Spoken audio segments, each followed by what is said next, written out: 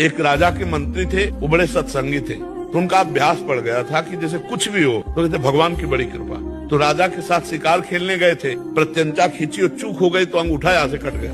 तो उनका मंत्री अंगूठा कट गया, तो उनका महाराज भगवान की बड़ी कृपा, मेरा अंगूठा कटा और तू कह रहा भगवान की कृपा, इसको जेल में डाल दो। बोले ये भी भगवान की बड़ी कृपा। उनको अनुभव था कि मंगल भवन भगवान से कभी अमंगल हो ही नहीं सकता। अंगूठा कुछ दिन में ठीक हो गया।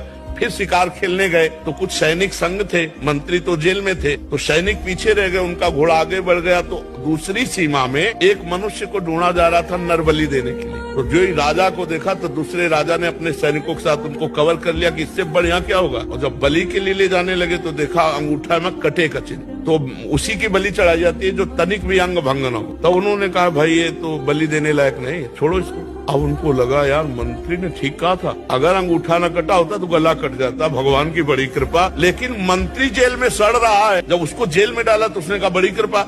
अब गए सीधे मंत्री को बुलाया और कहा भाई हमारा अंगूठा अगर ना कटा होता तो गला कट जाता, पूरी बात बताए, लेकिन तुम जेल में सड़ रहे हो, ये कौन सी तुम्हारी कृपा।